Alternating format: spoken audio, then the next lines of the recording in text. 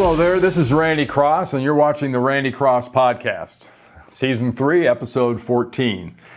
This week's guest, and we're going to spend a good chunk of time with him, is Dennis Dodd of CBS Sports.com. He's their senior writer, delving mostly on college football. We're going to have a little feel-good, not too much in the way of Randy's Eats or Wambulance or anything else, but I think you're going to enjoy this interview with Dennis Dodd.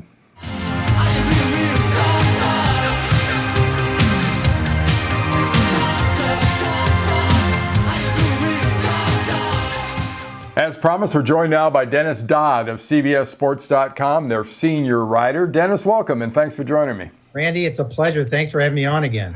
If we could only have anything to talk about here right now for college football, right? Hey, I loved your latest article, and sort of how you were going about questioning what happens with the playoff and whatnot. But why don't we talk a little bit about that to start things off? Well, the CFP yesterday put out a tweet saying, "Hey, here's the dates for our ranking show. The redone dates. They're pushing it back 2 weeks, so it starts November 17th. I'm talking about the ESPN show. That weekly, work and frustration, whatever you want to call it. Yeah. That, to me, that wasn't the news. That was for the first time post reorganization here of the seasons, they were admitting there's going to be a playoff. Oh, okay. So you're going to have one.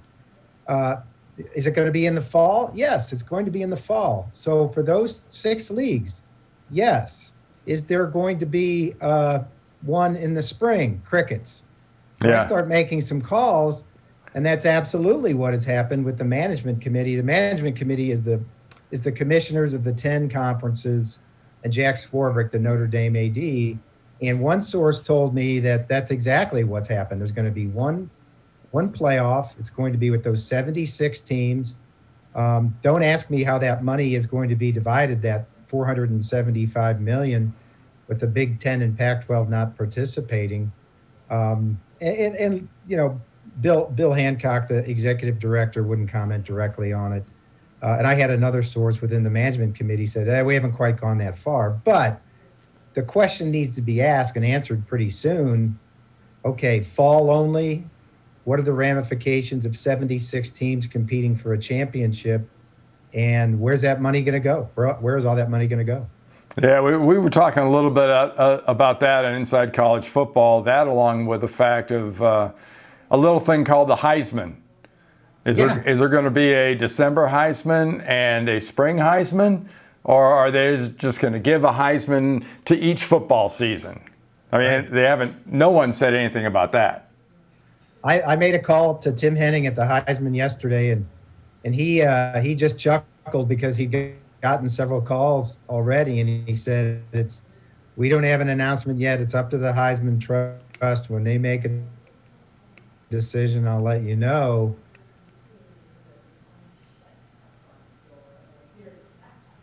But you're 76 teams. Mm-hmm. Do they wait, frankly, until the end of next spring for that season to declare an overall Heisman winner, which I think would make perfect sense and probably be the best for everyone. You could have a heck of a Heisman show in May or June.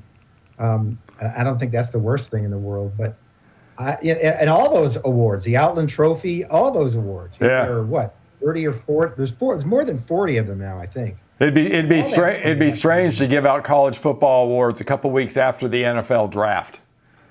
Yeah. Because they're not changing their dates. No, they're not. And a Rose Bowl on Memorial Day, has anyone considered that? I don't know about that. Hey, what were your thoughts on the AP, the top 25, and the whole fact that you issue a list of 25 best teams in the country, but 9 of them are in a couple of the conferences that aren't going to play this fall? And in the next poll, they're not going to be considered. I had no idea they were going to do that. Maybe I missed something. I thought it was, I don't know if it was misleading, but it was awkward that, hey, Ohio State's number 2. By the way, it doesn't matter. Yeah. There were, and you've got teams that were not in the top 10. Counting all those schools, I go with Auburn, Texas A&M, and there was a third one right in there too, maybe Oregon.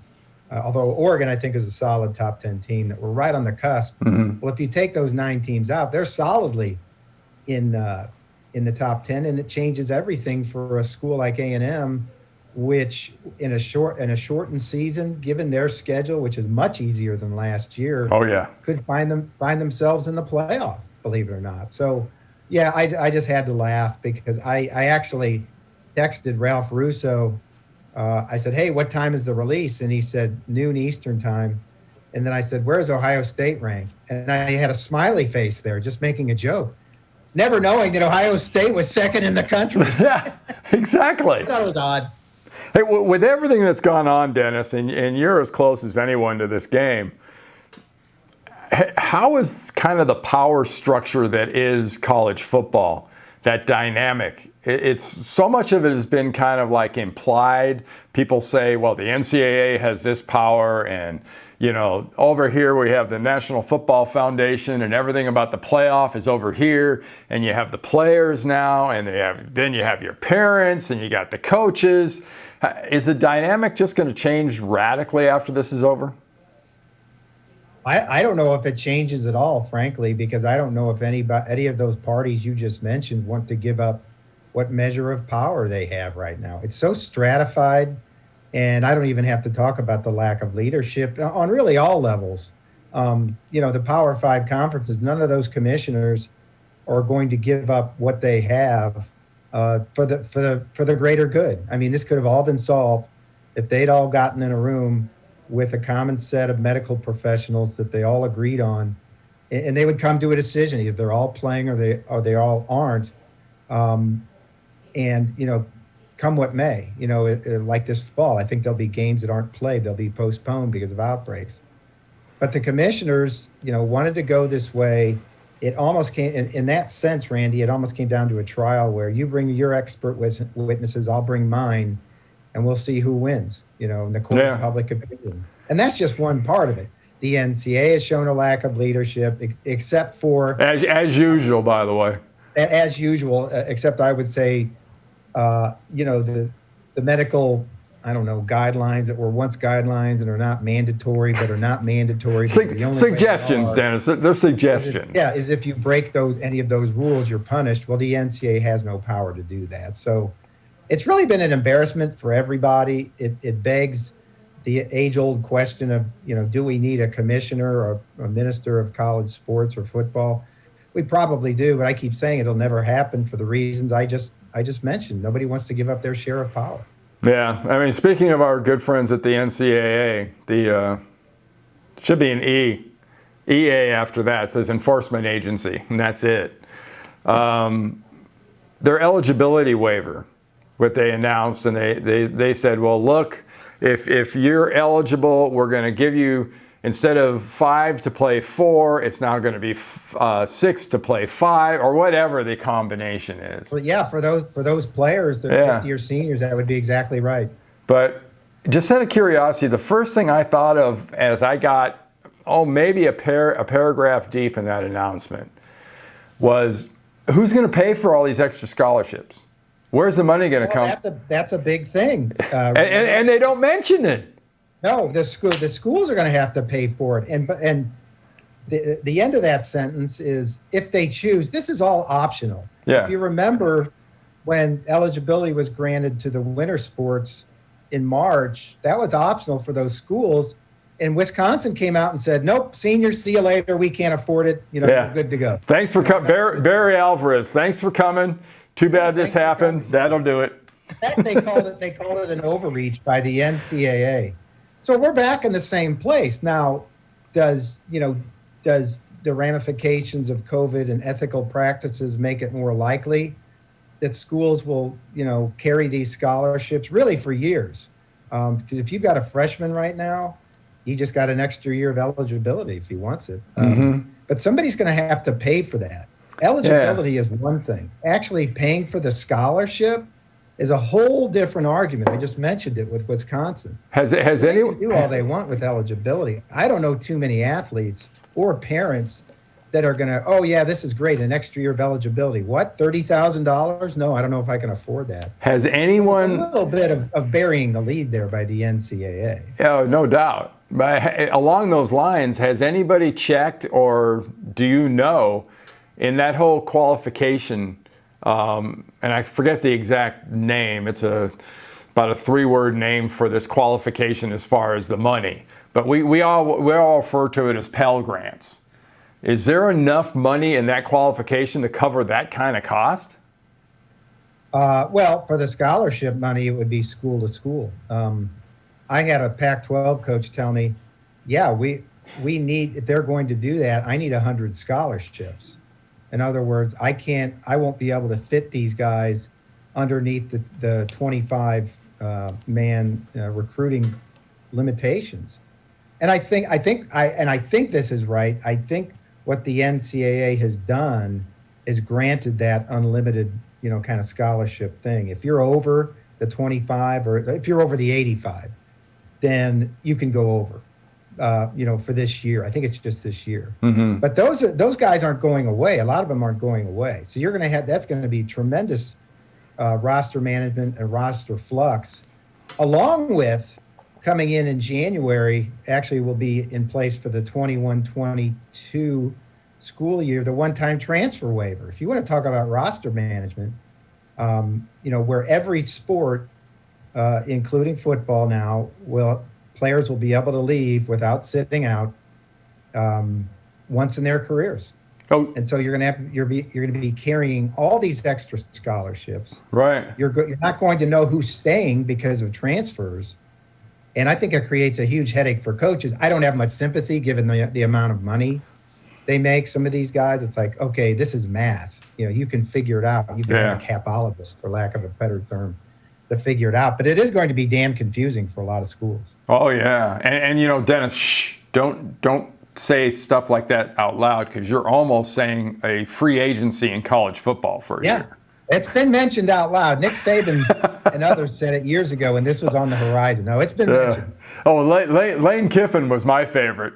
Any of you Big Ten, Pac-12 people, you want to come here and play a little football? Come on down. Come on, Ole Miss. He knew exactly what he was doing. I love it. Hey, what's going on right now? How are you approaching any kind of All-American list or any sort of list from that standpoint? I mean, it's talkradio and .com manna from heaven making those usually, but how do you do that? Yeah, we've released our top 25 or top 76 or whatever it is, not including the Pac-12 and Big 12. We've already done our preseason All-America team, not including those teams, too deep. And I think the number was, I want to say, the last year, 51 of the 54 players on both teams, first and second team, there were 27 players on each team, were from Power Fives. This year, I think it was 33 out of 54, because you had two conferences not participating. Right. Two Power Fives at least not participating. So I thought that was interesting. A lot of guys you wouldn't have seen on there are preseason All-Americans, because those are the teams playing this fall. Well, along these lines, we talked earlier, in fact, when we started, about some of the other teams, the group of 5 guys. If you were to say this college football playoff may be the most user-friendly and equitable we've ever had, would you be pretty close to the truth, given the fact that, with a great year, the UCFs, the Memphis, the whoever coming out of a conference like the American could really, you go undefeated through your schedule, you got a shot to make the playoff? I think on the face of it, that may be better for some of those schools, from especially the American, which has dominated that New Year's Six bid. But they're going to probably be going up against the second team from the SEC and to get into that top 4. And you have to understand, the SEC just got a whole lot stronger this year, schedule strength-wise, by playing 2 more conference games. Yep. So that just makes it harder. Even, the fact that the American is playing I think 8 conference games and then whatever you can fill in for your non-conference actually makes them weaker with 10, the SEC playing 10 conference games. So I think it's going to be damn hard. If Cincinnati goes 11-0 or something, it's going to be quite a reach to put them in over a second team from the SEC. Yeah. I can't wait to see the committee's criteria now that, common opponents basically is going to be almost redundant. You're playing this many conference games, but, you start looking at things like strength of schedule and some of the other things, they almost don't exist. Well, the protocol is what they figure it out to be in the room for the selection committee, frankly. But yeah. When in doubt, default back to the eyeball test. Right. Exactly. That's it. There are going to be no common opponents, no great non-conference games to measure teams by. You're just going to have to go, like you said, go with your gut, go with the eyeball test. That being said, I don't think it's that hard this year. I don't think what has happened changes the power structure. It's still going to be Clemson, Alabama, Oklahoma, maybe a second team from the SEC to get in. Yeah. And in a lot of ways, it's going to be easier because you've got fewer teams to consider. Yeah, we were talking about top 4, top 5s on one of the shows we just did, and the first thing that occurred to me is why in the heck, the way this is set up right now, why wouldn't the first and second teams from the ACC and the SEC have a pretty decent chance of being our Final Four? From the ACC? Yeah. Yeah, I don't know about the ACC. Well, Notre Dame's in the ACC now. Notre Dame could. You're right. In this year, I was thinking North Carolina for something. No, I wasn't going to go North Carolina or Va-Tech on you. Notre Dame is the second best team in the league, and they've got a chance to beat Clemson, twice in a month, assuming the conference championship game. And then you sit there with Clemson and go, how do you keep them out? Playing that schedule. Or if they lose once in the regular season to Notre Dame, and then they win the ACC title, how do you keep them out? You probably don't. Yeah. Well, that could happen. You could have two. You could have 2 from the Big 12, although it really goes down a lot after Oklahoma, and I'm not putting much faith in Texas or Oklahoma State to get to the playoff. Yeah. I'm not saying they can't have great seasons. I just don't think they're going to be playoff worthy like the teams we're talking about. Yeah. Well, that's great, Dennis. I want to wish you the best of luck as we get started, whatever that's going to look like, and look forward to talking with you again. Randy, it's always a pleasure. Thanks for having me on, buddy. All right. Thank you so much. Appreciate it, Dennis. Bye.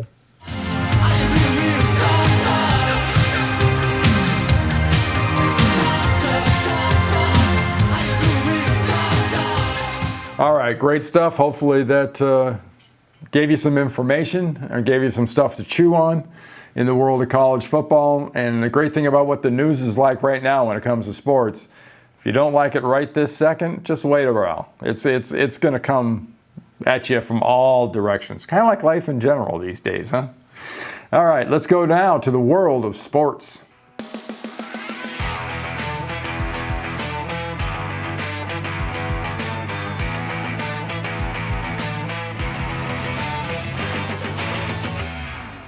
All right, first up in the world of sports is the PGA. And yeah, golf tournament happened. What actually happened was a complete blowout runaway.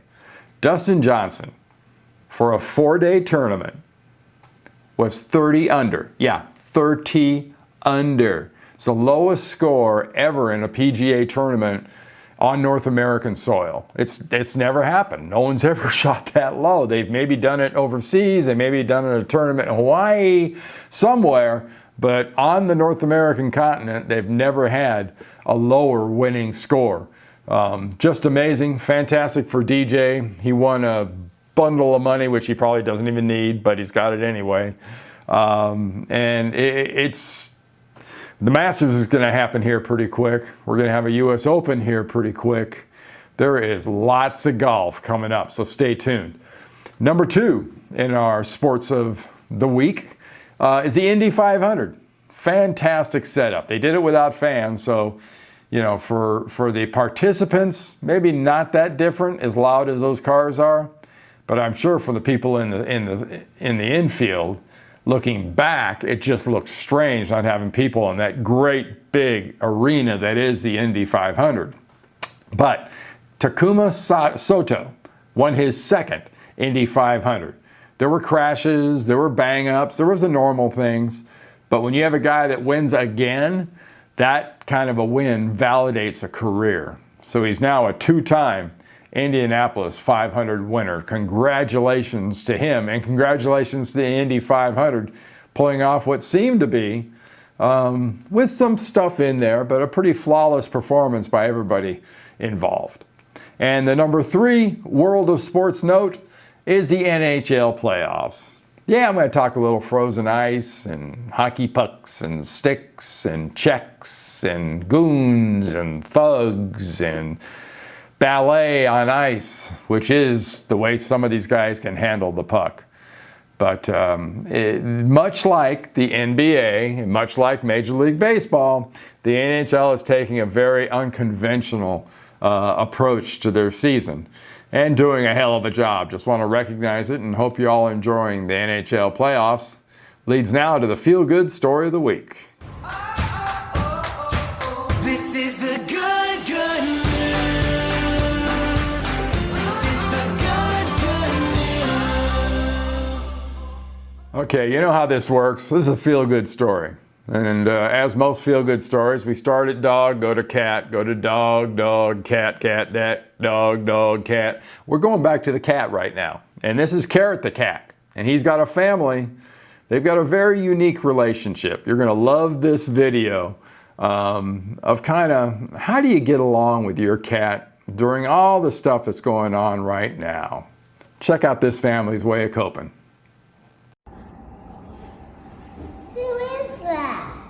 Carrot. Every morning when we wake up, we have breakfast together. We all sit at the table and eat while Carrot eats her food. Then we start to play, and I love when Carrot jumps on me and plays. We play Spider together. We're pretending, what we're doing is we're pretending to be at the beach because we can't go to the beach. His favorite is when we play Light.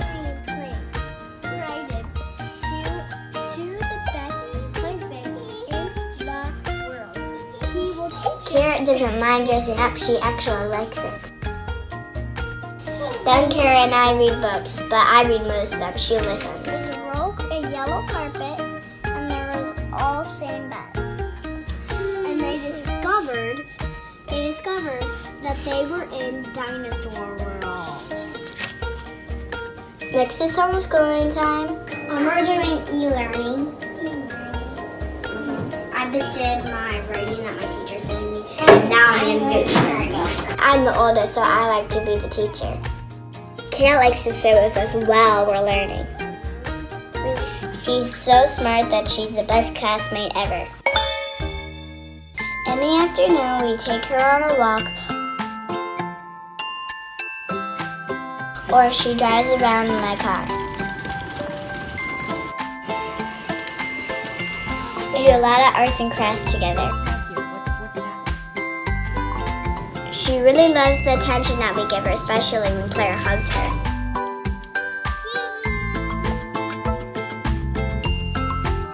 We haven't been seeing our friends lately, but we have all the time to play with Carrot. That'll put a smile on your face, huh? Great story. And I want to remind you that coming this March for that family, they've actually got a book coming out. It's going to be called Diary of a Cat Named Carrot. And you'll get it on Amazon and all the bookstores and book sites and everything else. But remember that, a diary of a cat named Carrot. All right, I want to thank you for tuning in today and joining us and getting us in front of you however you get this podcast. Always default to randycross.com. That's where you find this podcast. And if not, you can go to gruelingtruth.com. You can go to barnburner.ca for our folks up there in Canada. You got Facebook, Instagram, Twitter, iTunes, all the platforms. But again, randycross.com, and with any suggestions, it's randycrosspodcast@gmail.com. All right? Hold my beer, step back, and watch this, because it's time for Happy Trails.